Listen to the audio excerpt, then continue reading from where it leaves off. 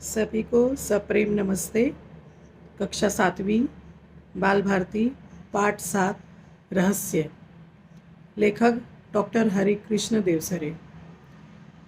ये कहानी जो है एक अंधविश्वास पर आधारित है।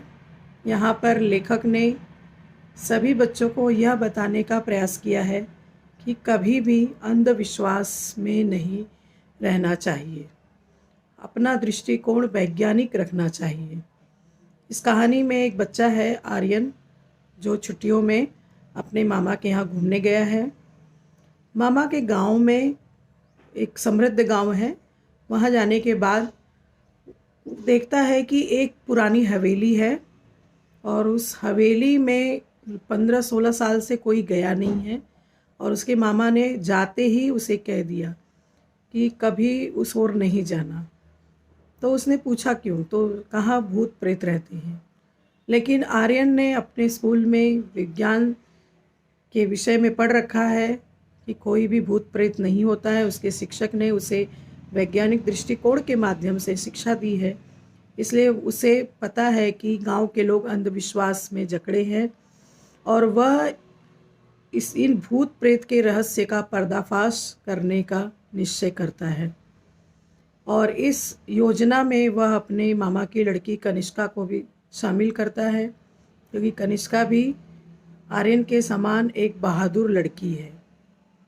आर्यन को पता है कि मामा को अगर बता दूंगा तो वो जाने नहीं देंगे, और आर्यन को यह भी जानकारी है कि मामा के पास एक डिजिटल कैमरा है जिसमें रात को भी चित्र निकाला जा सकता है।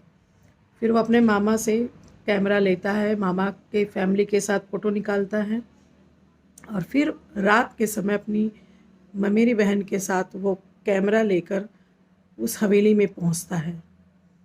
वहां जाकर देखता है कि वहां पर न कोई भूत है न कोई प्रेत है। कुछ डाकुओं का एक गिरोह है जो बंदूकों और हथियारों से लैस वहाँ पर पड़े हुए हैं। वह सारा माजरा समझ जाता है कि अपने इस जो है चोरी की योजना को कारगर साबित करने के लिए ही इन्होंने गांव में भूत प्रेत के झूठी अफवाह फैलाई है। और वह उनके फ़ोटो लेता है, फ़ोटो लेकर आता है, अपने मामा को सारी सच्चाई बताता है कि ना ये भूत है ना प्रेत हैं, क्योंकि इनके पैर भी सीधे हैं। क्योंकि भूत प्रेत की तो फ़ोटो भी नहीं ली जा सकती है। देखिए इनकी फ़ोटो भी है जो है कैमरे में आ गई है, अर्थात ये इंसान है। मामा को बड़ा आश्चर्य होता है, क्योंकि वह भी तो इसी अंधविश्वास में जी रहे होते हैं कि भूत प्रेत उस हवेली में है। तो बड़े आश्चर्यचकित हो जाते हैं कि इस प्रकार जो है अंधविश्वास में लोगों को फंसाया गया है। अंत में आर्यन फिर पुलिस के पास जाकर उनकी फ़ोटो दिखाता है और वहाँ के सारी जानकारी देता है। पुलिस भी हैरान हो जाती है कि जिस डाकुओं के गिरोह को वो इतने वर्षों से ढूंढ रहे हैं, जिन्होंने उस जो है एरिया में पूरा उत्पात मचा रखा है, लोगों को दिन दहाड़े लूटना, अपने परेशान करना, अब ऐसे गिरोह को पकड़ नहीं पा रहे थे। आज आर्यन ने अपनी सूझबूझ से अपनी योजना से उसने इतने बड़े डाकुओं के गिरोह का पर्दाफाश किया था। और फिर रात में पुलिस छापा मारती है और डाकुओं की ओर से भी गोलियां चलती हैं, पुलिस की ओर से भी। अंत में डाकू आत्मसमर्पण कर देते हैं। इस प्रकार जब गांव वाले सुबह देखते हैं कि यहाँ पर तो कोई भूत प्रेत था ही नहीं, यहाँ पर तो डाकुओं का वास था और इन्होंने हमें बेवकूफ़ बनाने के लिए जो है भूत प्रेत का झूठा अफवाह फैलाया था, वो भी आश्चर्यचकित रह जाते हैं। और फिर पुलिस उन्हें पकड़कर गिरफ्तार करके उन्हें जेल में डालती है। और फिर आर्यन को और कनिष्का को एक वीरता का पुरस्कार जो है गणतंत्र दिवस के अवसर पर राष्ट्रपति के हाथों मिलने के लिए वे सिफारिश करने के लिए पत्र भेजते हैं। और फिर गणतंत्र दिवस के दिन दोनों बच्चों को वीरता का पुरस्कार मिलता है।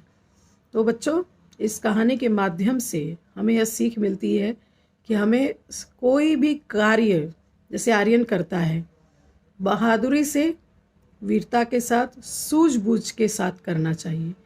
किसी भी अंधविश्वास में नहीं फंसना चाहिए। वास्तव में भूत प्रेत नहीं होते हैं और यह लोगों द्वारा फैलाया गया अफवाह, जो स्वार्थी लालची किस्म के लोग होते हैं, वो अपने स्वार्थ के लिए लोगों को डराने का प्रयास करते हैं। तो वास्तव में कोई भूत प्रेत नहीं है और अपना वैज्ञानिक दृष्टिकोण रखना चाहिए।